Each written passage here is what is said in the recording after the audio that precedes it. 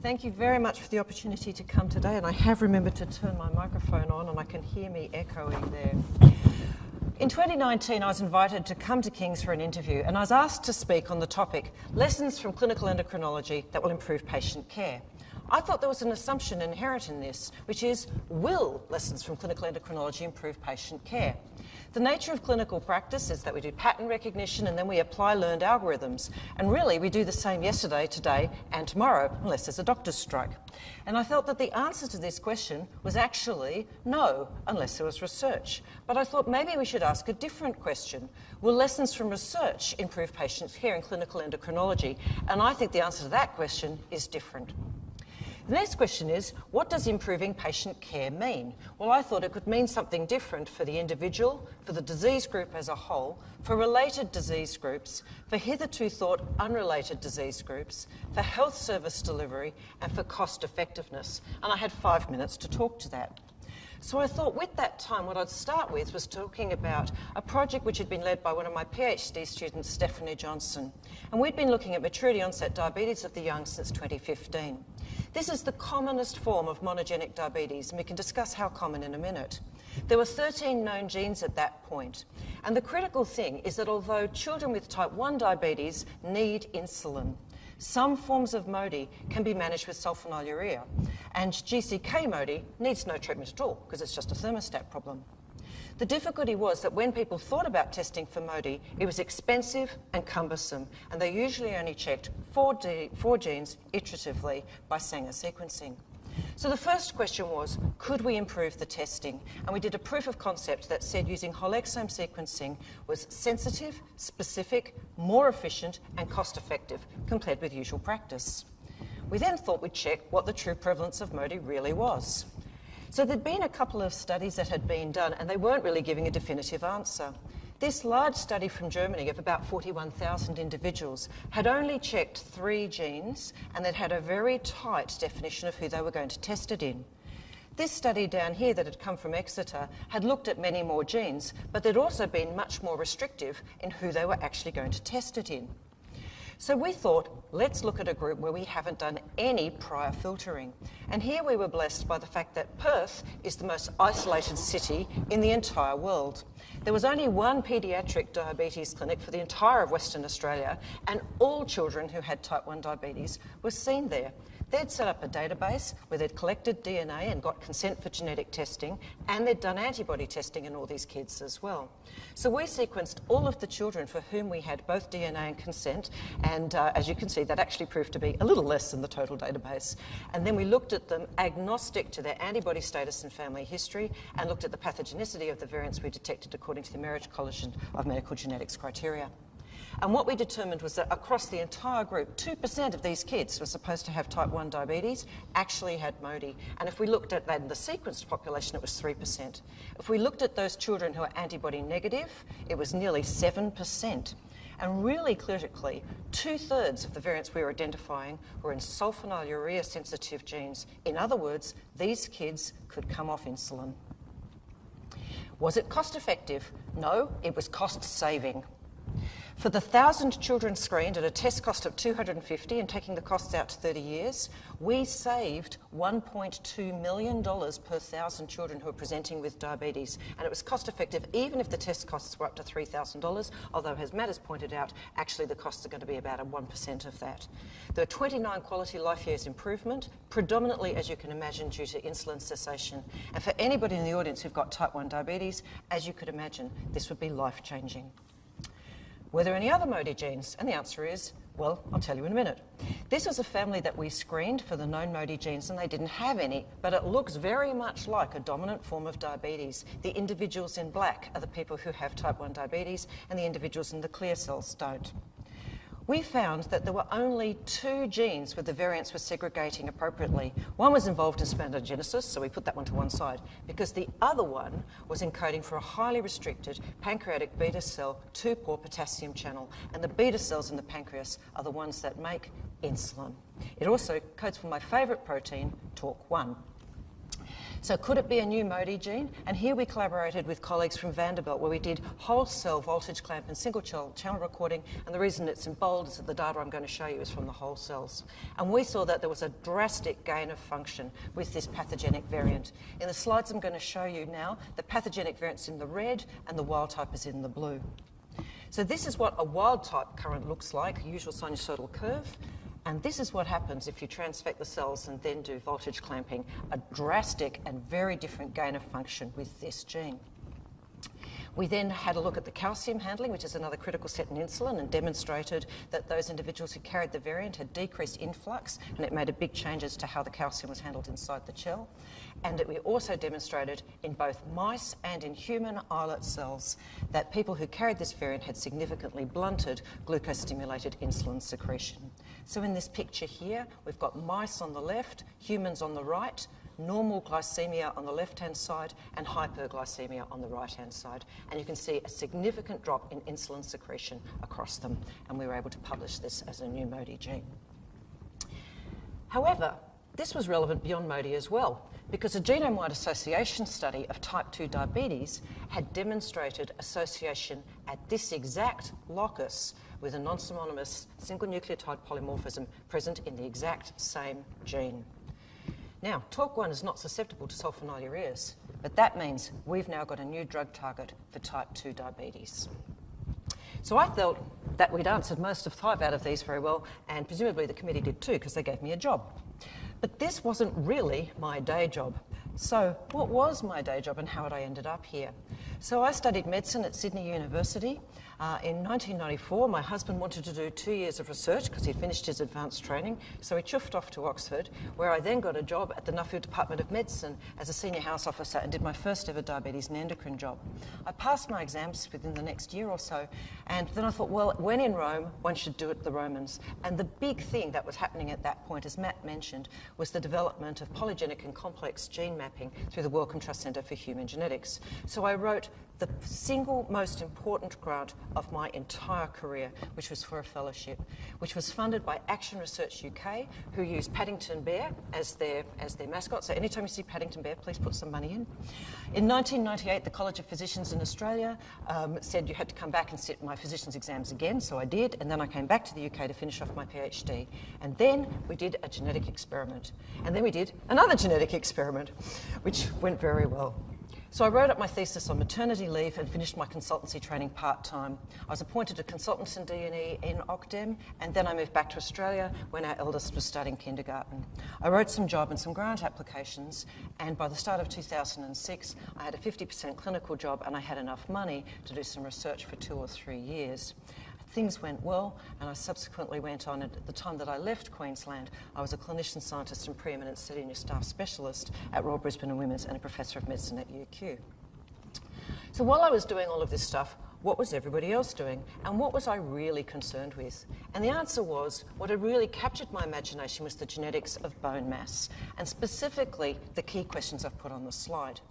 Is bone mass genetically determined? If it's genetic, how do we find the genes? And if we find them, how is this actually useful? So starting at the very beginning here with this well-known singing family, one of the questions we wanted to ask was, is there actually familial clustering of low bone mass? Now we might be used to that as a concept now, but in the 80s, people thought about osteoporosis as senile osteoporosis, age-related osteoporosis, postmenopausal osteoporosis. It was seen as a disease of aging.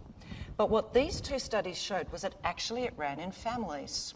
The first one pointed out that if you looked at men and women who had osteoporotic fractures and looked at their relatives, those relatives had low bone mass. And the second of those lines there said that if you looked at women who had either vertebral fractures or hip fractures and you looked at their premenopausal daughters, those daughters had low bone density. And that says osteoporosis is a disease of growth and development. And what determines our growth and development and our achievement of peak bone mass is what will determine whether we get osteoporosis down the line. I did some genetic epidemiology studies where we looked at the sibling recurrence risk ratio. How likely was it if your brother or sister had a very low bone density that you'd have low bone density? And the answer was you were 5 to 6 times more likely than other people in the population. And we did some heritability studies which portions out how much is due to genes and how much is due to the environment, which showed that the majority of what determines your bone density at your spine and at your hip was actually genetically determined, not the environment. So, how do we find the genes that control bone mass? Well, this will really depend on the genetic architecture of the disease in question and whether you've got the appropriate technology to explore that architecture. And conveniently, I'm following Matt, so I don't have to tell you about genetic technology.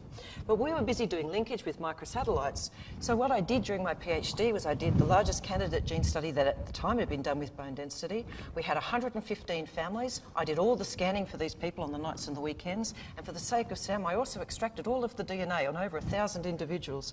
And we were able to develop to show that there was some evidence of linkage in some genes. This became the basis of the FAMOS consortium, and they relaxed the stringent criteria from having a z-score of less than -2, 2 standard deviations below average, to -1. This didn't actually show anything in the whole genome linkage screen, very similar to what Matt demonstrated earlier, although we were able to then go on and demonstrate LRP5 variation with bone density in an association study. And our data concorded with what Matt mentioned already, human complex traits here in the triangle and confirmed discoveries really doing nothing much across the whole of this time.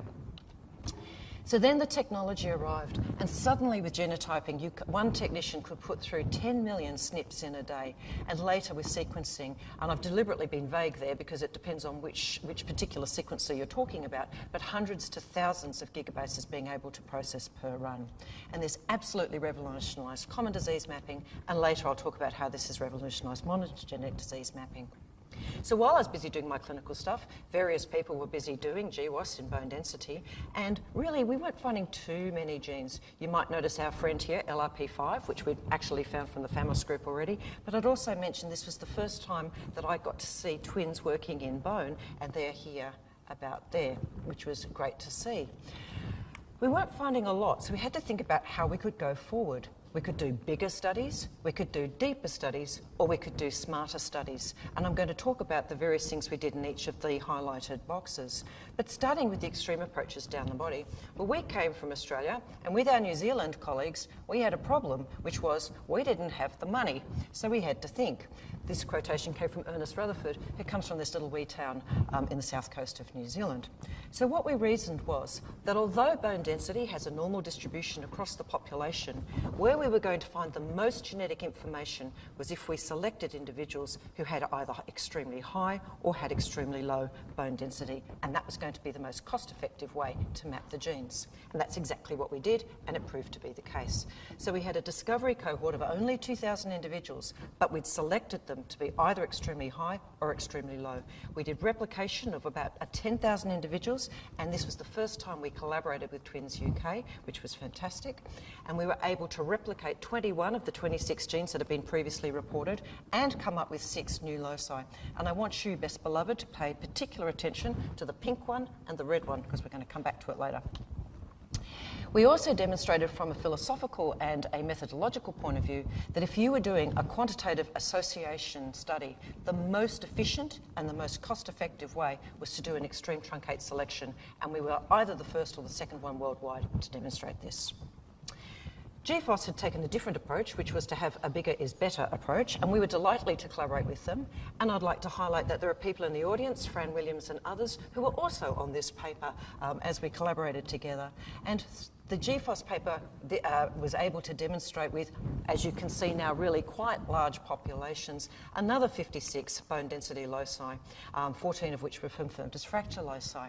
When we added in the AOGC, because we were extreme truncate proband selection, we had the biggest heft in power, again illustrating why this was worthwhile. Now this is called a Manhattan plot because it's supposed to look like Manhattan, and people have gone on and used sequencing-based imputation to do, and many more individuals. And I now think what we have in bone density is a meadow plot or a grass plot because we have so many known loci. One of the things that we did, though, with the GFOS paper was we thought about what was coming up and looked for relationships about the genes that were coming up. And what we saw was that was coming up with the Wnt pathway, the signaling pathway, OPG, rank-LN rank, which is how osteoblasts and osteoclasts talk to each other, and mesenchymal stem cell developmental genes. In other words, what's coming up to determine bone density in the population is what helps your skeleton to grow. Not what dissolves it later, but what makes it grow. We did a whole lot of other studies with our colleagues in collaboration, and I'm not going to go through those now. We did ask the question whether massively parallel sequencing to identify rare variants could contribute to this, and we did sequence the AOGC and with others collaborate in an association study, and we did find one gene, but it wasn't a particularly successful strategy. And this then comes back to my point about genetic architecture and how one approaches it. There's no doubt that with complex and polygenic diseases such as osteoporosis or the trait determining bone mass, these are variably heritable. You do have genetic factors, you do have environmental factors, and you've got to think about how they interact together. And the high throughput genotyping had been incredibly successful. The massively parallel sequencing hadn't been particularly successful unless you take those SNPs and use them in an association-style study and just use them as the means by which you identify the SNPs. But what this had been unprecedentedly successful with was being able to map rare, highly heritable diseases. Matt's mentioned already that he mapped this gene for FOP, this terrible condition whereby trivial inflammation, like having a vaccine or getting bumped or having your teeth come out, results in you forming bone. And that ends up with these people usually dying in their 20s or 30s because they can't eat, because their jaw is fused, or they get pneumonia because they can't breathe. Now, as Matt mentioned, there are now treatments in not just in trial, but treatments which are actually working for this, and the genetic data meant that you could then make a mouse and you could try the drugs out. So this is a terrible disease, but for which a cure has been able to be, is now in treatment. But we wrote in a review article to celebrate the 10 years since the discovery of the Human Genome Project that if massively parallel sequencing technologies had been available when the search for the FOP gene began, the answer could have been found in 15 weeks and not 15 years. Well, that's pretty hubristic. Did the data actually add up? And the answer is yes, it did. So Cynthia Lazarus, who was one of my PhD students, wrote a review article in 2013, at which point 22 skeletal dysplasias had been mapped by whole exome sequencing, and we'd contributed 5 or 6 of those at that stage.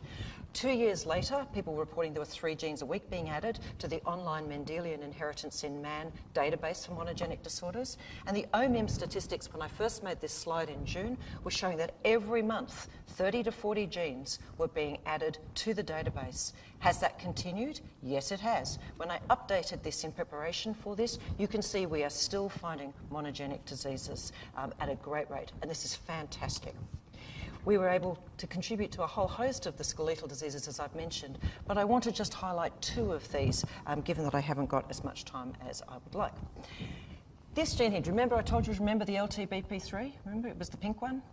So we were able to demonstrate that although common variants in LTBP3 contribute to bone density at a population level, rare variants can cause a skeletal dysplasia called acromicrotic dysplasia or geleophysic dysplasia.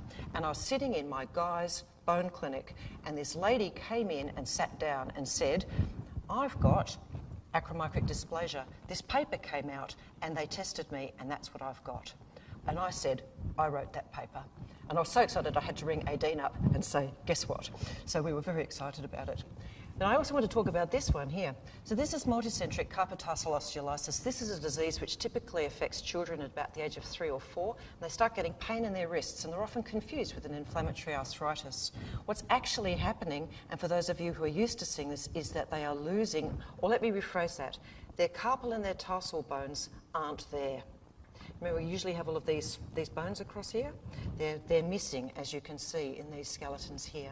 About 2/3 of these people end up getting chronic kidney disease, and they usually end up on renal replacement, either dialysis or a transplant within their 20s. And what Evgeny Glatsov, who was in our lab at the time, managed to map with 5 individuals, who are the ones that are in black here, was that everybody had a variant within 10 amino acids within the transactivation domain of this particular transcription factor. We were able to find on Sanger sequencing a number of other individuals who had that. Andreas Sankel's collaboration worldwide enabled us to find these individuals. We were able to demonstrate that it tracked in families who had these conditions. And then we had another family who came along. This family had a little boy who had absolutely classical changes in his hands and in his feet. And he absolutely carried the variant where we'd expect it to be seen. He also had some kidney disease. His dad had completely normal skeleton, but his dad had focal segmental glomerulosclerosis. And when we looked at his dad, we discovered that he was a mosaic. We got various hairs. This was a family in Finland. They put the hairs in an envelope and sent it to us through the post. And what we were able to demonstrate that in different tissues, from different hairs, from different parts of this body, you could see this mutation come up. So we have a dad who's a mosaic for a mutation in MAFB, which begs the question, in actual fact, is focal segmental glomerulosclerosis due to pathogenic variants in MAFB, at least in part? And if there's anybody in the audience who's in renal who wants to answer this question, let's do it together. The next thing was that actually MCTO is probably a misnomer. When we took these individuals' peripheral blood mononucleocytes and grew them into bone cells, actually there was no evidence that the osteoclasts were overactive. So Cyndia then took little wee mice and tracked them across the same period of development in their pores as we see in humans as we go through development of our hands. And what she was able to demonstrate, and this is my only really technical slide, was that actually there's a completely different type of bone formation that occurs in our carpals and tupples than occurs anywhere else in our body. Generally speaking, we make bone in two ways: membranous bone, like in our skull or in our sternum and in our pelvis and in our other flat bones, and endochondral bone formation at the long bones, where the cartilage ends up being ossified and we grow by the fact that we've got these growth plates. But what Cyndia was able to demonstrate was that the ossification process that occurs in the carpal bones here, the cartilage is in the purple, the bone is in the black, that here you can see this is a very different process going on to what you're seeing at what's supposed to be the same process going on at the end of the wrists. And this process is restricted to carpal and tuppal bones, which is why people with MCTO only see these bones being affected. So we then went looked to see, well, you know, our premise was that MAFB was actually involved with resorption, but in actual fact, when we looked at the expression of MAFB, we saw that it was expressed when the cartilage was formed, we saw it when the cartilage was growing, and we saw it when the bone was formation. It was not really at a time of resorption. And what we said was that MCTO is a disorder of disorganized formation. It's not got anything to do with resorption, and that means we should stop using bisphosphonates and denosumab because it doesn't work. And that's exactly what we've seen clinically, and also that there's no role for TNF blockade because it's not an immunological disease. And Cyndia was able to get her beautiful pictures on the front page of the American Journal of Pathology. This has not just been happening in our group, it was happening around the world, and by 2023, as you can see, we've now got multiple genes that have now been identified for skeletal dysplasias. So considering what actually comes into my clinic, how often should I be thinking about a monogenic bone fragility disorder? Well, how are we going to answer that question? We went back to the AOGC and we said how many people in that low bone mass arm actually carried genes that said they were a form first of osteogenesis imperfecta and had been misdiagnosed as common or garden osteoporosis. So we had actually, before this, done a proof of concept. Collagen, COL1 alpha 1 and COL1 alpha 2 are actually very repetitive genes, and one of our big questions was, were we going to be able to sequence accurately? The short answer to that is yes, as we demonstrated in this proof of concept paper. And we then looked for the dominant osteogenesis imperfecta genes in the low bone mass group. We wanted to look at mutations which had previously been reported as pathogenic, or whether it was in the same base or the same amino acid as reported, or if it was involved in a glycine. And what we found was that 4% of women who were supposed to have idiopathic osteoporosis actually have got osteogenesis imperfecta. That's more common than celiac disease, and yet we check celiac disease in every woman who turns up with unexplained low bone mass. What about the high bone mass disorders? Well, some of the high bone mass disorders individuals do actually have very brittle bones that fracture. But those people who have to have high bone mass where it's due to too much formation of bone, where this is usually disorders in the Wnt pathway, remember from our circus plots back beforehand, these people usually do not fracture. They've got strong bones. So the question is really, could these illustrate novel anabolic pathways to enable new treatments for osteoporosis? So with Celia Gregson and John Tobias at Bristol, who'd been conducting a high bone mass study across the UK, we were able to collect a cohort of individuals with extreme high bone mass. We looked for the known loci and discovered that some of them had some of the known genes, but the vast majority of them didn't. And we've gone on already to map 2 new monogenic causes of high bone mass. Both of these are druggable targets, which is again very exciting. And GAL-NT3, do you remember? This was the pink gene back on what we found at the AOGC. So again, we're seeing this interaction between what we found as a gene at a population level with common variants being associated with bone mass, and in these extreme high bone mass monogenic individuals, they are carrying pathogenic variants or likely pathogenic variants causing their extreme high bone mass. We went back to have a look at them because we weren't finding that many genes considering these were so extreme. And we went to look at the GFOS SNPs that had come up at a population and saying, well, is it that actually they're just polygenic? And the answer is yes, there is enrichment with what we know to be common variants in the population in this group. So we thought, all right, let's do another GWAS and see what happens. So we did, and we found some new loci.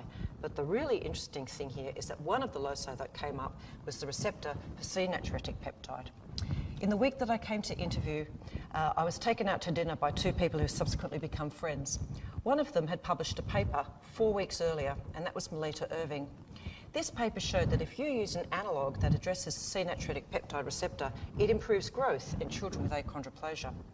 It wasn't known, though, whether there was any role in adult bone, and it hadn't been tested in the mice. So I said, this could be a new anabolic option for osteoporosis, and I put an application in for an academic industry partnership through InPart Discover, and I can't tell you the result because it's currently confidential, but I would be telling you about it if it was negative, so you can make some assumptions. Is all this gene discovery useful in clinical practice? I hope in the course of this talk I have shown you everything to do with the green, and I'd particularly like to highlight that I think we need to think about what's going on in the kidneys with FSGS from what we found out through a disease that's occurring the wrists, that's affecting the wrists and ankles of kids. I didn't have time today to talk about pharmacogenomics or polygenic risk scores, but if you invite me back, I'll do it next time. This was one arm of my research, and I didn't have time today to talk about neuroendocrine tumours. But one of the other things I wrote up while we were all working from home was that we actually have discovered a new gene and a new cause for multiple endocrine neoplasia type 5, which all the endocrinologists in the audience will be very excited about. Nobody expects the Spanish Inquisition, particularly when you move. So I arrived in the middle of the pandemic, working from home, and ran into a complete block. But collaboration is key. And I'd like to thank some of the people that I've been collaborating with and their generosity at sharing some of the data from the Zoe COVID study app, Tim, Seb and Claire. I was able to lead a number of projects of COVID-19 in children, and I'd like to highlight particular Erica Maltini and Michael Absood. We were the first people to talk about long illness in children and to demonstrate how that went, and we were able to also look at Delta versus Alpha, Omicron versus Delta, what happened when you vaccinate the kids, and to write some editorials and to get to go on the radio for morning show, whatever it's called, Today's Show, and lots of people rang me up, which was very nice.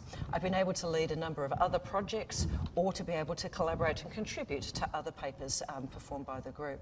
I'd like to particularly highlight some of the papers I've done with my Twins UK colleagues in COVID, and this paper, particularly with Carol Sudra and Claire Steeves, looking at long disease manifestations, what's now known as ongoing symptomatic COVID or the post-COVID syndrome. From this, we've been able to build a biobank, which is managed by Vicky Boyer, who's sitting over there, and who Nathan Cheatham works in as well, with funding from the Chronic Disease Research Foundation. We are the co-leads on the grants are listed there, and Claire and I co-manage this, and we're currently finishing off a number of projects, and this has also led to spin-off projects with Laura McGee and with Trudy Childer and Carolyn Jolly. So, my last slide. Will lessons from clinical endocrinology improve patient care? I hope that over the course of the last 25 minutes, I've been able to say yes for all of these groups. But what I'd also like to say is that the real lesson is that if we provide funding, training for individuals who are clinical academics, this will give skill, capacity and capability to be able to make a contribution, whatever ends up happening and wherever you might end up. Thank you very much for your time.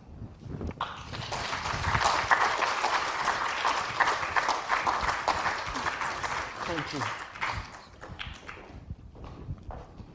Thank you very much indeed, Emma, for taking us through a very long journey and fascinating one too.